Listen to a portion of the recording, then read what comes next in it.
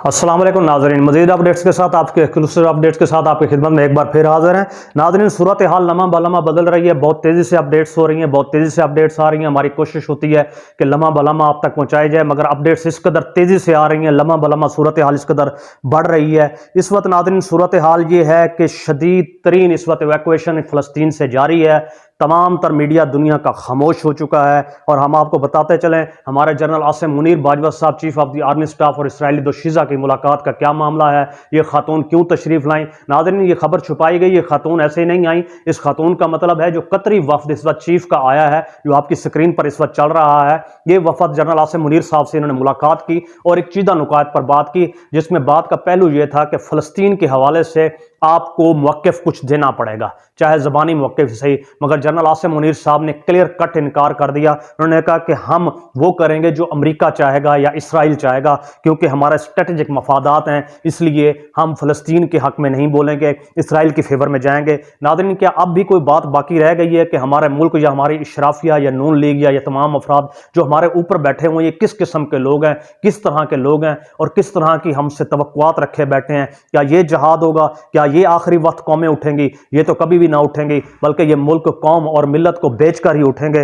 नाज़रीन, इसके साथ साथ आपको बताते जाएं, पाकिस्तान आर्डिनेंस फैक्ट्री वाह के अंदर गोलियां बनाई जा रही हैं, वेपन बनाया जा रहा है, मिसाइल्स बनाए जा रहे हैं। इन तमाम मिसाइल्स, गोलियों और बुलेट्स के ऊपर, हर चीज़ के ऊपर पाकिस्तान के स्टैंप नहीं लगाई जा रही, मेड इन पाकिस्तान स्टैंप नहीं लगाई जा रही। नाज़रीन, अब सूरत हाल ये गोलियां और मिसाइल्स इसराइल के हवाले किए जा रहे हैं, इसके एवज डॉलर वसूल किए जा रहे हैं और ये गोलियां हैं और इस वक्त फ़लस्तीनियों का लहू है जो बह रहा है और बह रहा है और बह रहा है। आप याद रखिए कि हम ना चाहते हुए भी फितनों का शिकार हो चुके हैं। अब वो हर वो शख्स जो वाह फैक्ट्री के अंदर किसी न किसी शक्ल में काम कर रहा है, जॉब कर रहा है, बिजनेस कर रहा है या किसी भी टेक्निकल सपोर्ट का हिस्सा है, तो किसी न किसी शक्ल में अब वो इसराइल का नुमाइंदा है, इसराइल के परवरदा है और इसराइल के हवाले से ही बुलेट्स बनाई जा रही हैं। अब तक जो बताई जाने वाली सूरत हाल है, 20 लाख से ज्यादा बुलेट्स, 10,000 से ज्यादा मिसाइल इस वक्त इसराइल की तरफ रवाना कर दिए गए हैं। ये खामोशी से रवाना कर दिए गए। नाज़रीन, इसके साथ साथ आपको बताते चलें, डीजी खान के अंदर आज से चंद दिन पहले एक बहुत बड़ा धमाका हुआ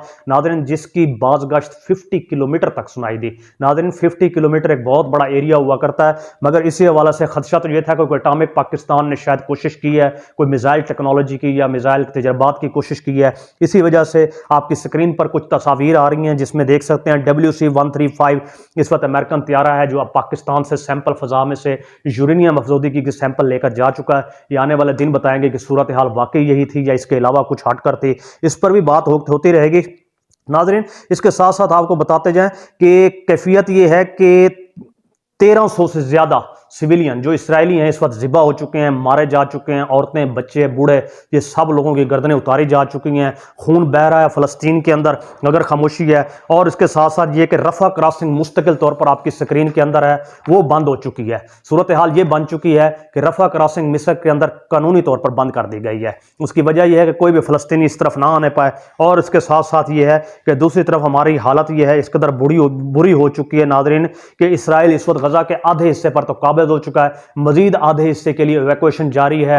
इस वक्त इंफ्रास्ट्रक्चर की कोशिश की जा रही है और मजीद मशीनरी वहां पर लाई जा रही है तेजी के साथ। और हम आपको नाज़रीन एक और बात भी बताते चलें कि अगर आपने एहतजाज करना ही है, अगर आपने किसी तरह का करना है तो मैकडोनल्ड का एहतजाज कीजिए और ऐसे तमाम प्रोडक्ट्स जिसका कोड 729 हो। नाज़रीन, 729 bar code Israel bar code है। आप इनकी तमाम प्रोडक्ट्स का पूरी दुनिया में बाइकाट्स कर सकते हैं। माना कि आप आगे बढ़कर लड़ नहीं सकते तो कम से कम ये तो कोशिश और काविश कर सकते हैं। दूसरी तरफ ये है कि पाकिस्तान पर अलमिया देखें, मिसाल मलिक, यासीन मलिक साहब की अहलियाँ हैं, इनको इंसानी हकूक़ का वजीर बना दिया गया है और शुक्रिया अदा कर रही हैं 24 करोड़ अवाम का।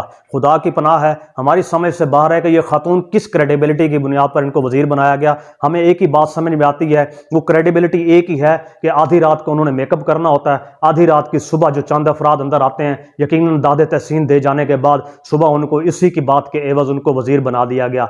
ना वर्थ है, ना कैपेसिटी है, ना सूझ है, ना बसीरत है, ना इल्म है, ना फिक्र है, ना दूर अंदेशी है, ना ही अमल है। ہماری سمجھ سے باہر ہے اور پوری پاکستان اس وقت نوحہ خواہ ہیں کیسے کیسے رنگیلے لوگ لائے جا رہے ہیں۔ ناظرین ایسے ہی ہوگا جب رنگیلے لوگ لائے جائیں گے۔ دوسری طرف صورتحال یہ ہے کہ ہم اپنے پروگرام میں آپ کو ڈیٹیل میں بتائیں گے را کس شکل میں پاکستان کے وہ تمام لوگ جنہوں نے انڈیا کے اندر جہاد کیا تھا، کشمیر میں جہاد کیا تھا، افغانستان میں جہاد کیا تھا، خاموشی سے ان تمام جہادی لوگوں کو رستوں سے ہٹایا جا رہا ہے۔ ناظرین ان کا قتال کیا جا رہا ہے، کراچی ہو، آزاد کشمیر ہو، لاہور ہو، مختلف شہروں میں خاموشی سے مارا جا رہا ہے۔ نام تو یہ لگایا جا رہا ہے کہ یہ کوشش را کر رہی ہے، مگر حقیقتاً آپ کو بتائیں یہ کوشش را نہیں، ISI inter services intelligence Pakistan wing general Nadeem Anjum کے ہمراہ ہو رہی ہے۔ یعنی یہ بھی عالمی سازش کا حصہ ہے۔ جس طرح شیخ اسامہ بن لادن کو شہید کیا گیا، راستے سے ہٹایا گیا، القاعدہ کے تمام لوگوں کو بنا کر ہٹایا گیا، طالبان کو کھڑا کر کے ہٹایا گیا، اسی طریقے سے ان تمام جہادیز کو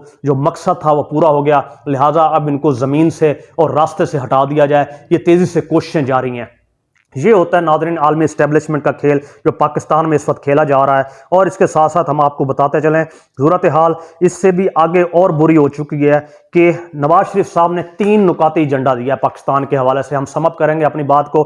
فرسٹ آف آل تو یہ ہے کہ نون لیگ کو پورے پاکستان میں 2/3 اکثریت دی جائے تب میں پاکستان آؤں گا، 2/3 اکثریت۔ دوسری کنڈیشن انہوں نے رکھی ہے کہ جنرل رانی ویڈیو رانی مریم نواز صاحبہ کو ڈپٹی پرائم منسٹر بنایا جائے۔ جب کمپنی نے بتایا ڈپٹی پرائم منسٹر کا کانسٹیٹیوشن میں عہدہ ہی نہیں، انہوں نے کہا اگر پرویز الہی بن سکتا ہے زرداری صاحب کے دور میں، چاہے ایکٹنگ ہی صحیح، مریم نواز کو مرکز میں ایک عہدہ دیا جائے۔ اور تیسری شرط یہ رکھی گئی کہ چیئرمین سینٹ اسحاق ڈار صاحب کو بنایا جائے، سنجرانی صاحب کو ہٹایا جائے۔ اب دیکھیں گے یہ 3 شرطیں کس طریقے سے یہ پورے کرتے ہیں۔ بہرحال بغض عمران میں تو یہ بہت کچھ کر چکے ہیں، بہت کچھ کر رہے ہیں، بہت کچھ کیا جا رہا ہے، میڈیا پر ویسے ہی گلا گھونٹ دیا گیا ہے، پورا ملک اس وقت بدامنی کا شکار ہے، اور یہ بھی ہو جائے تو کوئی بڑی بات نہیں ہے۔ اور اس کے ساتھ ساتھ آپ کو بتاتے چلیں مریم نواز کے صاحبزادے جنید صفدر کی طلاق کے حوالے سے، عائشہ سیف کی طلاق کے حوالے سے گفتگو ہو رہی ہے بہت زیادہ میڈیا پہ۔ پہلی تو بات یہ ہے کہ ان کا نجی معاملہ ہے، اس پر بحث کرنے سے گریز کیجیے تمام احباب۔ دوسری انہوں نے وجوہات جو عائشہ سیف نے بتائیں کہ ہم جس جگہ، جس ہوٹل، جس مرکز، جس ریسٹورنٹ پاک دنیا کے جس حصے میں جاتے تھے، ایک تو اس میں جنرل رانی صاحبہ کی انوالومنٹ زبردست ہونا، اور دوسرا جگہ جگہ گالم گلوچ پڑنا، یعنی عزت بھی کوئی چیز ہوتی ہے۔ آپ اندازہ لگائیے جس شادی پر 57 ارب روپے لگائے گئے، 57 ارب پاکستانی، اور اس کا نتیجہ طلاق پر منہج ہوا ہے۔ اور کیوں نہ ہو دوسری طرف ڈلٹی ہیری کا معاملہ دیکھیں، جنرل نصیر صاحب کا، فیصل نصیر صاحب کا گزشتہ دن ان کے بیٹے کا ولیمہ ہوا، اور اس میں وہ لوگ جو TTP کے اندر وانٹڈ ہیں، آپ حیران ہوں گے، جو IS کے اندر منظور مینگل جیسے لوگ جو وانٹڈ ہیں، وہ 50 کروڑ کے ہیرے جواہرات اور گفٹ لا رہے ہیں، اربوں روپے کے گفٹ ہیں۔ خدا جانے کون لوگ ہیں، ان کو کیسے دیے جاتے ہیں، کیوں دیے جاتے ہیں، کس بنا پر دیے جاتے ہیں، یہ آپ بخوبی سمجھ سکتے ہیں۔ بہرحال ہمارا تو حال کچھ بھی ہو، ہمارا حال بات کو اختتام کریں گے اس کیفیت جیسا بن چکا ہے۔ آخری بات آپ کو ایک چٹکلے کے طور پر سناتے چلتے ہیں۔ ایک تو یہ ویڈیو دیکھیے آپ کی سکرین پر آ رہی ہے، مفتی عبدالقوی صاحب کسی کیا کر رہے ہیں، یہ کس طرح کر رہے ہیں، آپ ان کو غور کیجئے۔ یہ تو ہمارے ہاں علماء کا حال ہے۔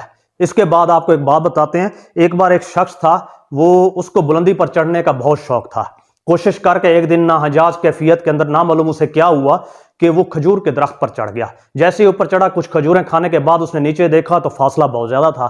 اسی اسنا میں اسے ہوش آیا میں نیچے نہیں آ سکوں گا۔ اہل علاقہ کو اکٹھا کیا گیا، کوئی کوشش کیجئے مجھے نیچے اتاریے کھجور سے۔ اہل علاقہ پریشان ہوئے کیسے اتارا جائے۔ انہوں نے جا کر ایک اپنے گاؤں کے انتہائی فصیح، عالم، فاضل اور عاقل بندے کو لے کر آئے۔ اسے کہا کہ جناب آپ بہت سیانی شخصیت ہیں، آپ اس صاحب کو نیچے اتاریے۔ انہوں نے کہا لیجئے جناب، میری خدمات ہر دم حاضر ہیں۔ انہوں نے کیا کیا، انہوں نے کہا ایک رسہ لے کر آئیے۔ رسہ منگوایا گیا، رسہ اوپر پھینکا گیا، رسہ اس شخص نے، مذکورہ شخص نے جو درخت پر، کھجور کے درخت پر ٹنگا تھا، پکڑا۔ اسے کہا کس کر اپنی کمر سے باندھ لو۔ اس شخص نے کس کر اپنی کمر سے باندھا۔ انہوں نے تمام گاؤں والوں سے کہا آپ زور لگا کے رسے کا دوسرا سرا کھینچو اور یہ شخص زمین پر آ جائے گا۔ وہ جیسے انہوں نے رسہ کھینچا، وہ شخص دھڑام سے نیچے گرا اور چکنا چور ہو گیا اور دنیا سے آخرت کی طرف گامزن ہو گیا۔ ناظرین یہ کیفیت دیکھنی تھی تو اہل گاؤں، اہل علاقہ کٹھے ہوئے۔ انہوں نے کہا کیا خاک تم عاقل اور بالغ آدمی ہو، ہم تو تمہیں عقل مند سمجھے تھے، تم نے ہم سے رسہ بھی کھنچوایا اور بندہ بھی مار دیا۔ اس عقل مند شخص نے ایک بڑی خوبصورت بات کی، ناظرین میرا کام رسہ بندھوانا تھا، میں ہمیشہ گاؤں میں کہیں بھی کنویں میں گرے ہوئے کسی بھی شخص کو یا کسی بھی چیز کو رسہ باندھ کر ہی نکالا کرتا ہوں۔ اب یہ اس کا نصیب تھا، رسہ باندھنے سے یہ مر گیا۔ اکثر گاؤں میں کنویں سے باہر چیزیں बासलामत निकल आती हैं। ये हाल पाकिस्तान का है, रस्सा है, ऊपर खड़ा हुआ शख्स है, मईशत है, बंधी हुई कैफियत है, और आगे बैठे हुए लोग हैं ऐसे रंग बिरंगे जो कुएं के कारोबारी थे, कुएं से जानवर निकालने वाले थे। हमने उनको मुल्क की इशराफिया के ऊपर बिठाया, मुल्क के जिहाद के ऊपर बिठाया, दिफा पर बिठाया, कानून आइन और दस्तूर पर बिठाया। हालत तो ये है दिन ब दिन बिगड़ती और बिगड़ती जा रही है। ताहम हम यही कहेंगे, विस्की पीजिए, बोतल पीजिए, एंजॉय कीजिए, इससे ज़्यादा आप आगे कुछ नहीं कर सकते। अपना और अपने अहल खाना का ख्याल रखिएगा। मज़ीद अपडेट्स के साथ आपकी खिदमत में फिर हाज़िर होंगे। अस्सलाम वालेकुम।